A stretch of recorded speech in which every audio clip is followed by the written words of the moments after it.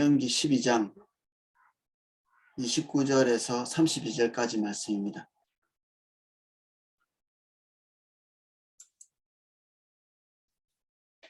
신명기 12장 29절에서 32절까지 말씀입니다.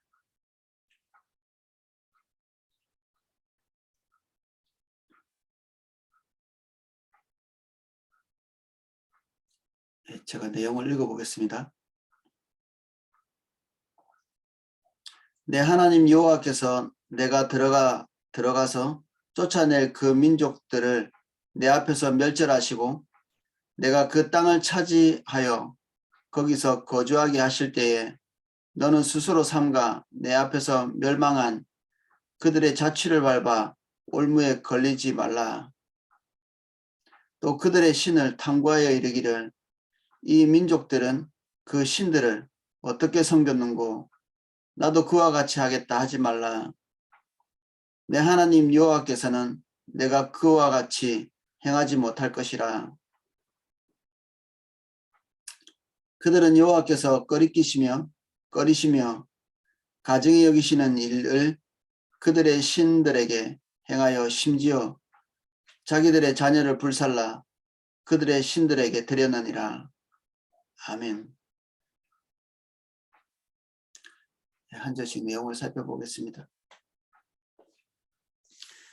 내 하나님 여호와께서 내가 들어가 쫓아낼 그 민족들을 내 앞에서 멸절하고 내가 그 땅을 차지하여 거기에 거주하게 하실 때에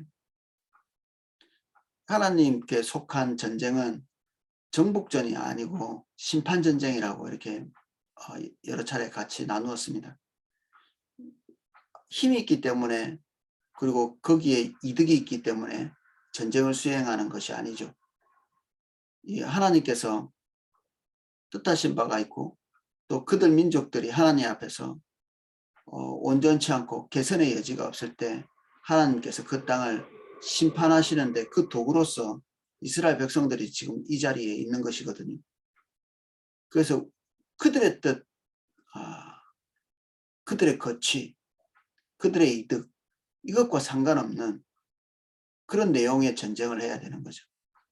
그래서 하나님께서 원하시고 기대하시는 그 기대를 따라 하나님을 충족시켜야 되는, 이게 지금 여기 이스라엘 백성들이 전쟁 앞에 놓여 있는, 그리고 요단강을 곧 건너갈 때 해야 되는 전쟁의 성격이죠.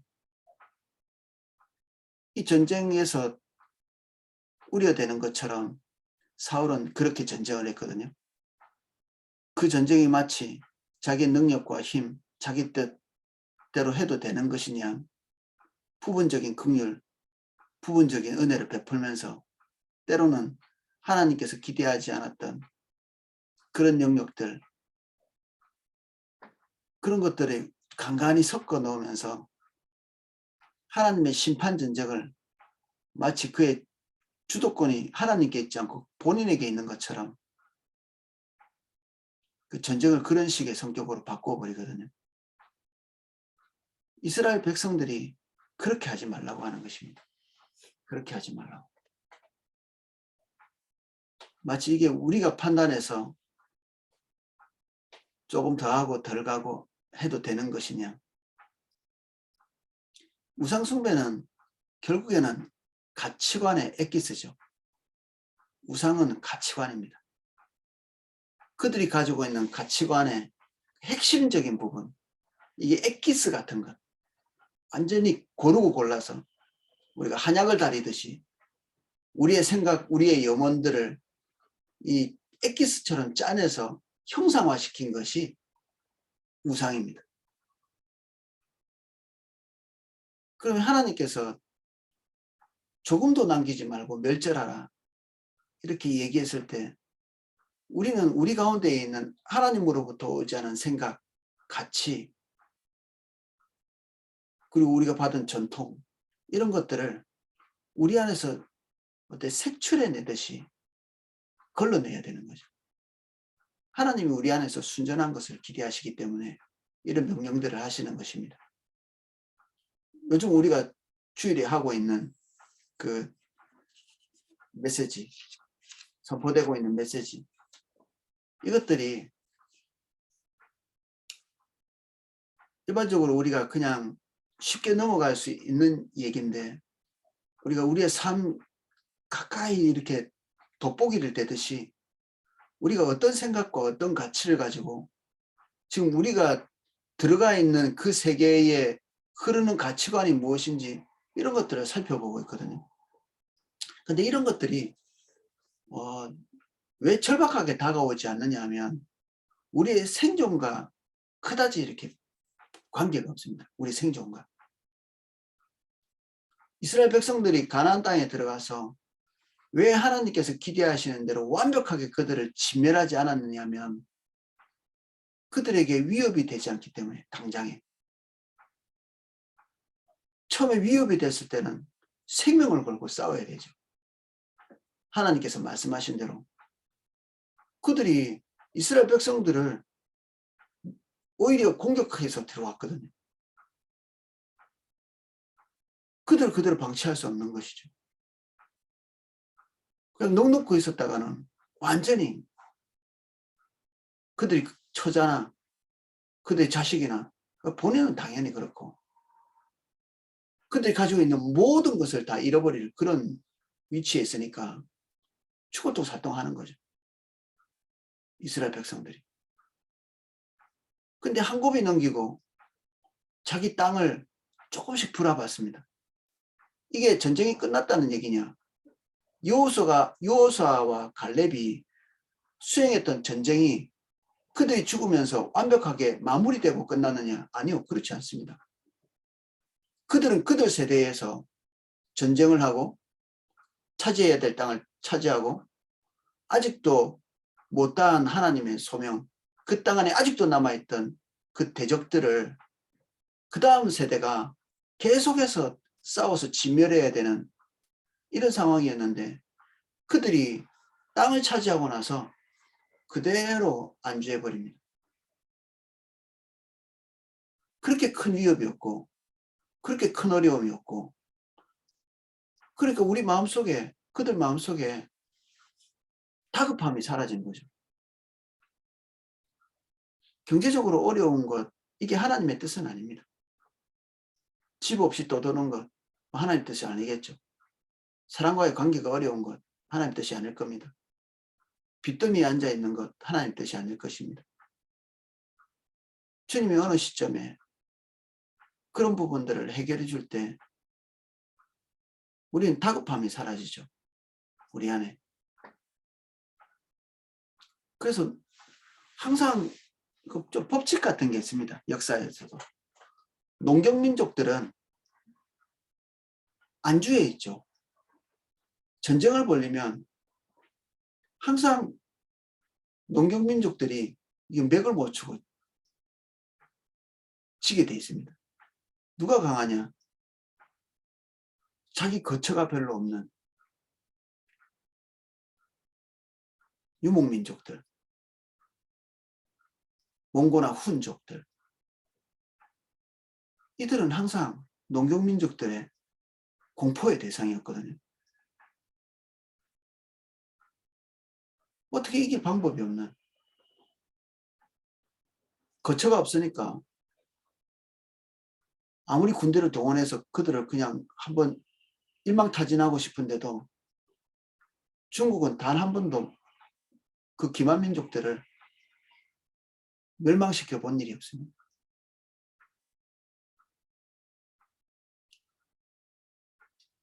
우리의 거처가 있다는 것은 한 면에서는 우리의 거처가 있고 안정된 것이 있다는 것은 우리가 그것을 지키고 싶은 욕구를 불러일으키죠. 또 한 면에서 그 안정된 것은 사단이 우리의 멱살을 잡기 좋은 그런 상황에 있는 것입니다. 우리의 삶이 안정되어 있다. 나는 집도 있고 연금도 있고 내 삶에 다급한 일들은 그다지 없는 상태에 들어와 있다. 나는 안전지대다. 그 순간에 우리 손에서 칼이 놓여집니다. 더 이상 전쟁하는 사람이 아닌 거죠. 앞에서 잘 싸우다가도 그 안정의 자리, 그 고지에 올라서는 순간에 우리 손에 있던 칼이 스르륵 내려지는 거죠. 그 다음에 일어나는 일은 대적들이 점점 강해지고, 그럴 때 어떻게 반응하느냐 하면 타협합니다. 이미 전쟁할 마음이 없기 때문에 그때부터는 그들과 적절한 평화를 가져가는 거죠. 우리가 안정된 것이 있을 때 그때부터 우리의 가치관은 세속과 함께 이렇게 연대를 하기 시작합니다. 적당선에서. 하나님 앞에서 순전함을 가지고 싶은 욕망과 욕구가 우리를 지배하는 것이 아니라 세상에서 내 명예나 내 안정이나 사람들의 평판이나 때로는 믿지 않는 사람들이 우리를 어떻게 볼까, 이것에 전전긍긍하는, 세상 사람들에게 하나님의 이름이 모독당하지 않도록 하는 마음이라고 생각들지만, 우리가 자세히 이렇게 면밀하게 쳐다보면 거기에 우리의 명예가 달려있는 걸 볼 수 있습니다. 우리의 안정. 그러니까 사사기에 삼손이 하나님의 인도를 따라서 이민족들과 충돌을 시작할 때 이스라엘 백성들과 장로들이 와서 이런 얘기를 합니다. 삼손, 이거 봐. 지금 우리가 지금 팽팽하게 살고 있잖아. 블레셋과.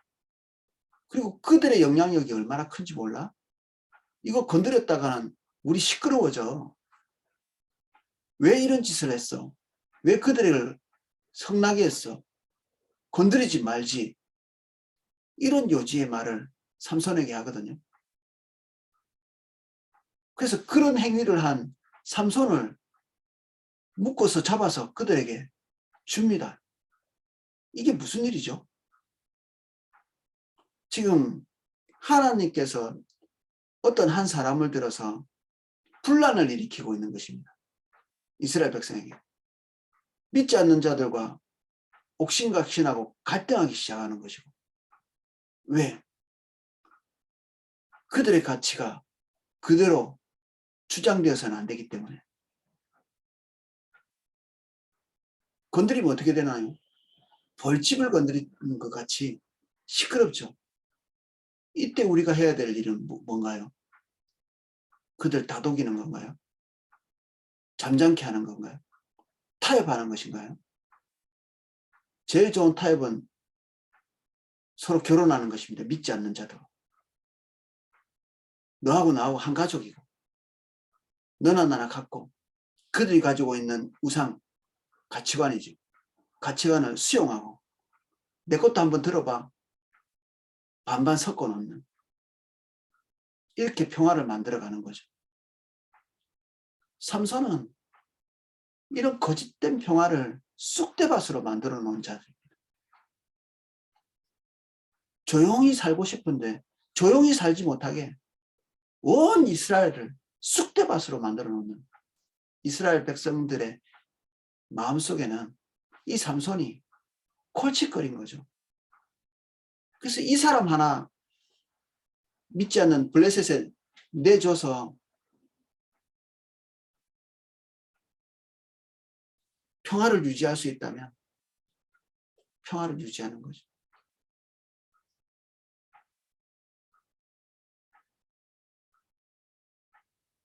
진멸하는 것 대단히 어려운 일입니다. 그래서 지금 우리가 설교 시간에 듣고 있는 이 가치관에 대한 세밀한 이 메시지가 우리 귓전에 깊이 있게 들어오지 않습니다. 다급하지 않기 때문에.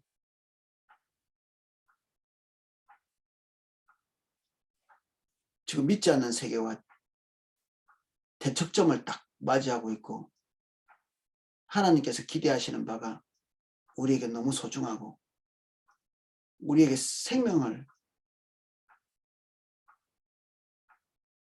걸어놓고 해야 될 그런 일들이 우리에게 무디어졌기 때문에 하나님의 말씀에 대한 다급함이 없는 거죠. 이게 뭡니다. 아직도 하나님께서 우리에게 말씀하신 것들에 대한 부담감이 있다면 우리가 전쟁에서 호락호락하지 않지만 이 전쟁을 포기하지 않았다면 이 메시지가 우리의 촉각을 곤두세울 거거든요. 아직도 우리에게 진멸되지 않은 가치관이 있고 생각이 있고 세속과 뒤섞여 있는 것이 있는데 이런 것들이 완전히 진멸되기까지 우리는 이 영적인 세계, 가치관의 세계에서 전쟁을 그칠 수가 없죠.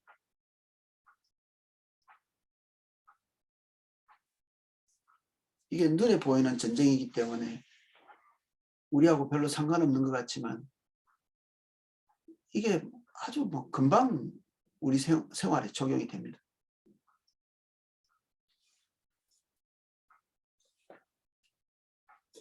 이스라엘 백성들이 전쟁을 포기하게 될 것을 하나님께서 염려하십니다. 하나님께서 그들에게 주신 축복, 안정, 그들에게 주신 그 고요한 삶, 이것이 그들에게 있는 거룩한 공격성을 무디게 만드는 이것을 두려워하는 것이죠. 말씀하시는 겁니다. 그래서 하나님께서 29절을 무디어질 것이기 때문에 그런 위험이 있기 때문에 우리는 무디어지지 않았는지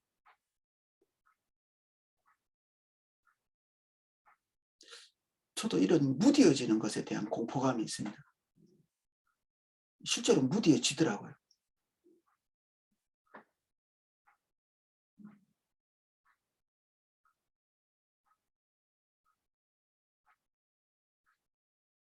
(30절) 너는 스스로 삼가 내 앞에 멸망한 그들의 자취를 밟아 올무에 걸리지 말라. 또 그들의 신을 탐구하여 이르기를 이 민족들은 그 신들을 어떻게 섬겼는고 나도 그와 같이 하겠다 하지 말라. 가치관은 그냥 생기는 것은 아닙니다. 어떤 문화에 적응하다 보니 각기 다른 기후나 그리고 상황들이 있는데 그런 상황 속에서 자기의 원하는 것을 관철하는 과정에서 상황은 다 다르죠. 그 다른 상황에서 자기가 원하는 것들을 쟁취하고 성취하기 위해서 애쓰는 과정에서 가치관은 형성되거든요. 그 가치관은 엑기스가 돼서 아까 말씀드렸듯이 우상이 되는 것이고 우상은 그들의 문화를 고스란히 이렇게 또 반영하고 있고 이스라엘 백성들이 가나안 땅에 들어가면 이전에 살던 민족들과 사는 삶의 패턴이 비슷해지겠죠. 이스라엘 백성들이라고 공중에 발을 띄워놓고 사는 것은 아니니까.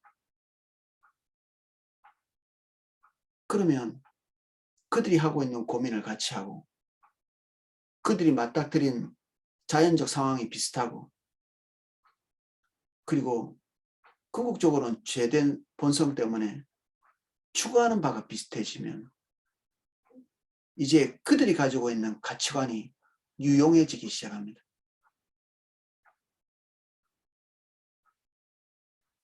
그렇겠죠. 그들이 가지고 있는 가치관, 생각, 그들의 노하우 이것이 유용하게 보입니다. 그래서 융통성을 발휘하기 시작하고 그들의 것을 하나씩 가져오기 시작하죠. 왜냐하면 그들이 그 땅 안에서 적응하면서 만들어놓은 엑기스이기 때문에 그들의 상황에 잘 맞는 요소들이 있기 때문에 그래서 수용하는 것입니다. 이스라엘 백성들이 어느 날 갑자기 하나님을 한번 대적해 볼까? 하나님 약 올려 볼까? 하나님 화나게 한번 해볼까? 그렇게 해가지고 이거 수용한 것이 아닙니다.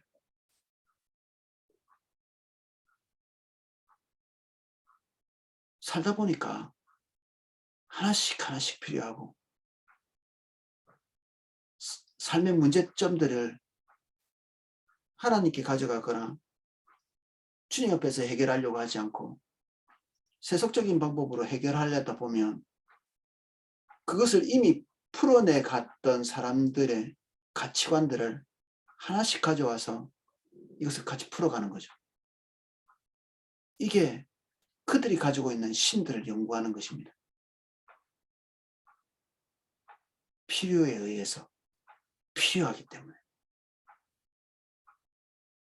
불상을 연구하거나 알라신을 연구하지 않는데 우리는 우리 삶 안에서 우리의 삶의 문제들을 타개하는데 세속적인 방법들을 가져와서 그것을 타개하려고 시도하는 이런 행동들이 연구하는 것입니다. 연구. TV, 인터넷, 잡지 이런 것들 사람들에게 물어보는 것. 하나님 중심적이지 않은 모든 매체 사람들에게 정보를 구하고 자기에게 있는 문제들을 타개해 가려고 시도하는 것. 우상을 연구하는 거죠. 하나님께서 이런 부분들을 어떻게 보고 계셨느냐.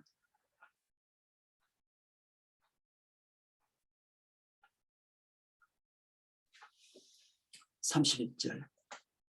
내 하나님 여호와께서는 내가 그와 같이 행하지 못할 것이라. 하나님 앞에 서 있는 사람들은 그들과 동일한 노선을 가지고 살 수가 없죠.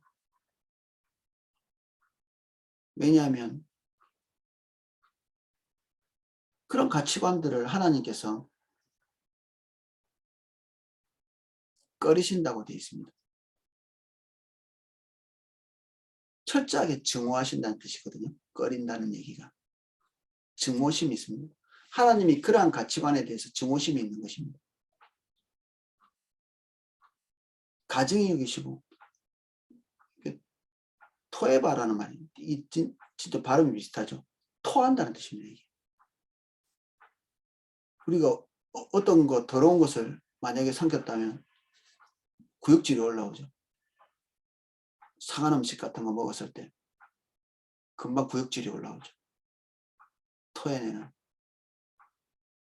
먹어서는 안 될 것인데 어쩌다가 먹었을 때 구역질이 올라오죠. 하나님께 구역질이 올라올 만큼 더럽고 가증한 것인데 우리가 그러한 것들을 수용하고 받아들이고 있거든요.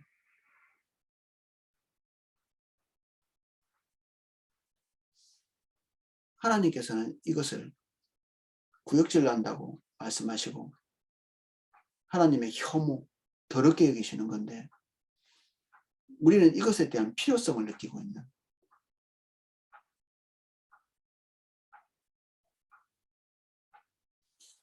이러한 순간에도 우리는 하나님을 버리지는 않습니다.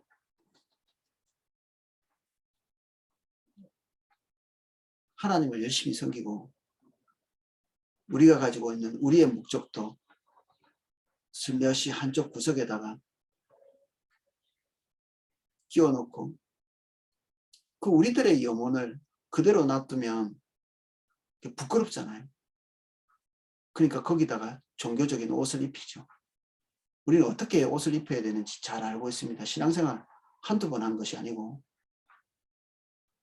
그래서 교회 안에서도 통용될 만한 그런 방법이나 형식을 통해 가지고 그 옷을 입히죠. 이게 신앙생활을 오래 할수록 노련해집니다. 이런 것들이. 기복신앙이죠. 우리가 한마디로 말하면. 자기 염원, 자기 기대, 자기 입장, 이런 것들이 이제 이런 행동을 하도록 만드는 거죠. 공개적으로 하는 것이 아니라 은밀하게.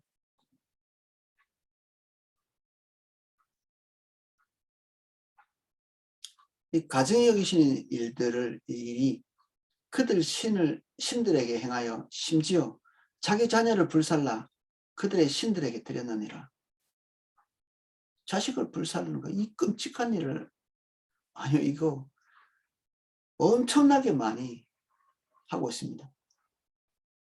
우리의 자녀들이 하나님 중심적인 가치관 안에서 살기를 바란다고 이렇게 얘기하지만 실제로는 전혀 그렇지 않습니다. 우리 포도나무교회 교인들도 그런 가치를 따라서 자녀에게 바라고 기대하지. 예배당 다니는 거는 좋아하죠. 예배당 다니고 하나님께 거슬리지 않고.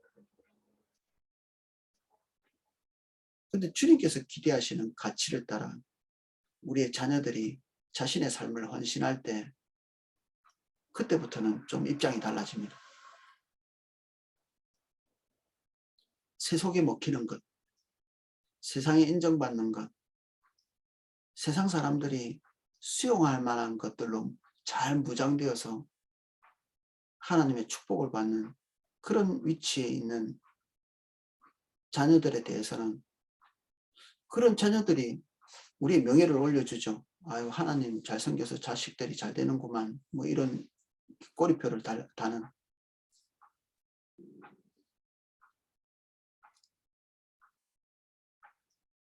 사실 우리가 자녀들을 향해서 가지고 있는 것이 이기적인 것이 아니라면 우리가 자녀를 향해 가지고 있는 사랑이 이기적인 것이 아니라면 그 애착이 아주 이게 나르시즘적이고 우리의 모성애 부성애가 그렇습니다. 나르시즘의 연장성산이 아니라면 이건 초월적인 기능을 하겠죠. 우리 자녀가 세상으로부터 평가되는 것이 삭감되어져 가지만 하나님 앞에서는 온전한 자세와 태도를 가지고 갈 때 마음이 편안한 거죠.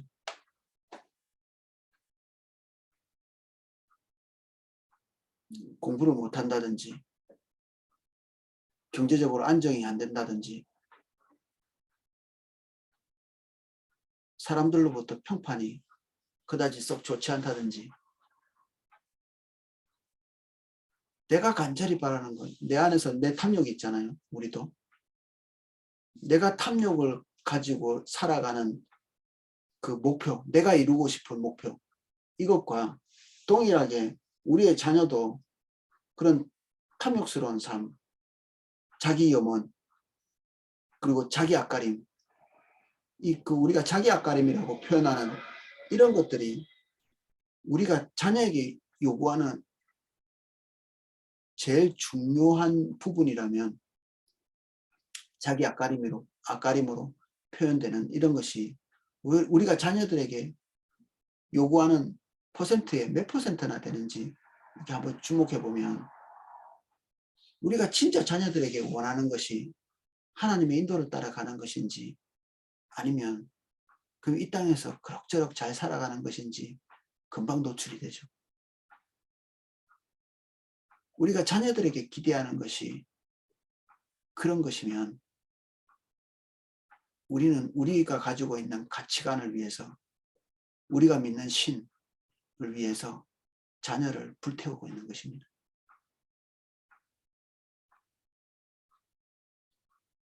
그래서 자녀들이 부모들이 가지고 있는 욕심, 기대를 채우느라고 정신적으로, 영적으로, 육체적으로 문제가 생겨가는데도 사실은 거의 아랑곳하지 않습니다. 아랑곳하지 않습니다. 그렇게 민감하지 않고요. 민감할 수 없도록 세상이 또 그들의 가치관을 계속해서 떠들어대거든요. 마땅히 우리의 자녀들이 그렇게 가야 될 것처럼 주님이 우리에게 기대하시는 바와 대치됨에도 불구하고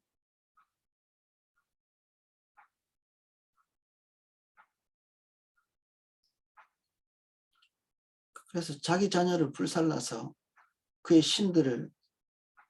신들에게 드렸다. 이게 뭐 몰록이나 밀곰이나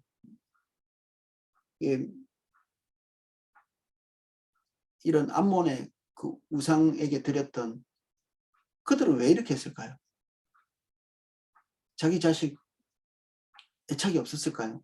이건 거의 본능적인 건데, 짐승도 하는 건데, 이런 것들은.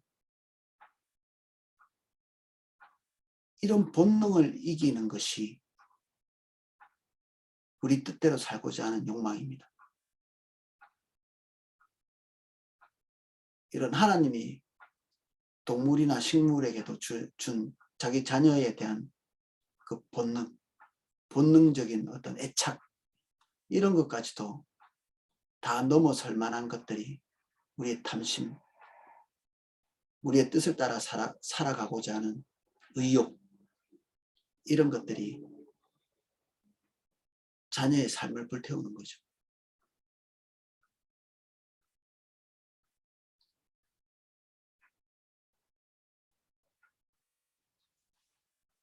이게 노골적으로 드러나는 경우도 있습니다. 노골적으로 드러날 때.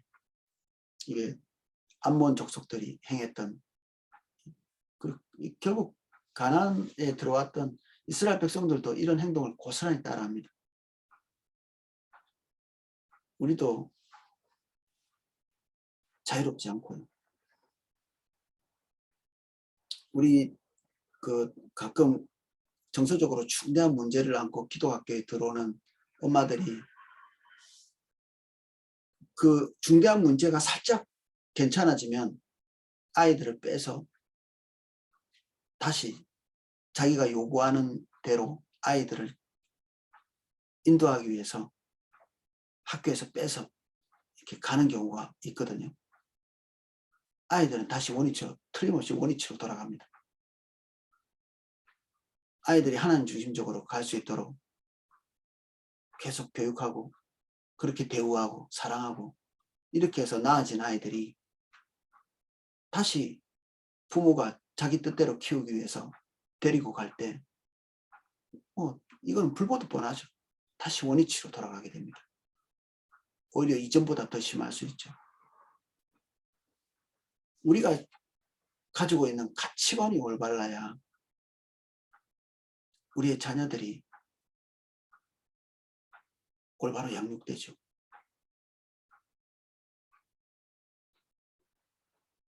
아주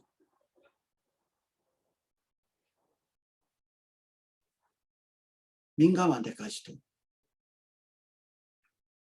조정이 필요합니다. 하나님께 순종하는 것은 조정이 필요하고 조정하는 데는 비싼 대가가 필요합니다.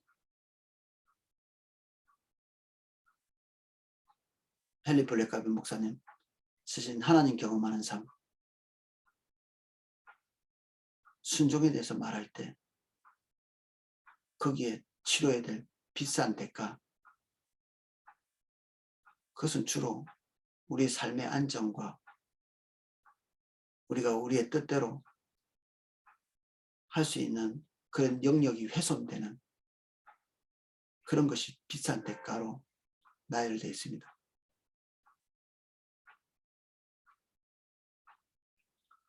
멀리 있는 것 같지만 실제로 가까운 그런 상황을 우리가 살펴봤습니다. 오늘은 여기까지 살펴보겠습니다. 기도하겠습니다.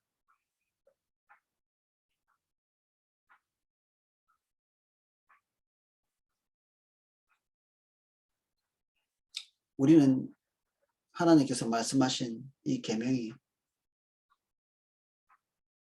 우리와는 상관없을 수 있다 생각할지 모르지만 오늘 하나님께서 성령을 통해서 우리를 지적하시고 심히 우려하시며 안정을 추구하는 어쩌면 안정을 획득한 우리에게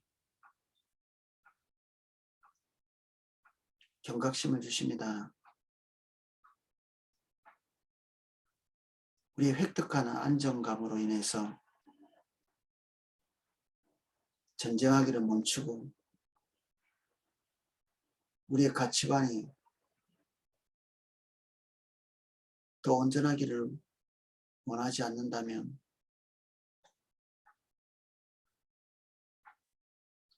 우리는 여기에 나와 있는 모든 해악들을 이미 경험하고 있는 자들입니다.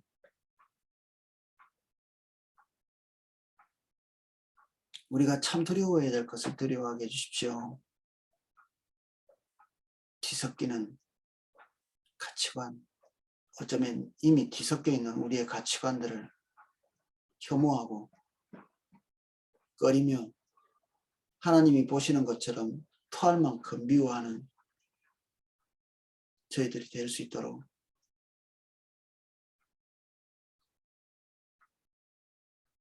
여기서 떠날 때 우리의 자녀들도 정결해집니다. 저희들에게 은혜가 필요합니다. 주님이 우리에게 뭔가를 요청하고 계시다면 반응할 수 있도록 도와주십시오. 하나님의 요청을 덮는 습관들, 외면하는 습관들 우리 안에서 돌이켜지게 하시고 다시 처음같이 우리의 생존을 걸고 주님을 찾아야 되는 옛적, 너무나 옛적 그때와 같이 될 수 있도록 은혜를 주옵소서. 하나님이 주신 축복이 안일로 가는 길이 되지 않도록 오늘 우리에게 깨어날 수 있는 은혜를 주십시오.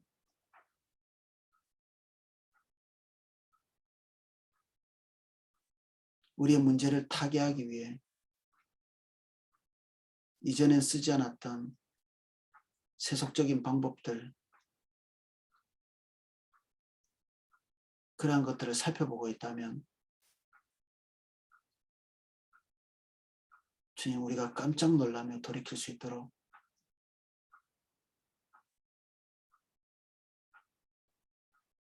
주님, 이 시간 우리에게 명철을 주십시오. 지혜를 주십시오.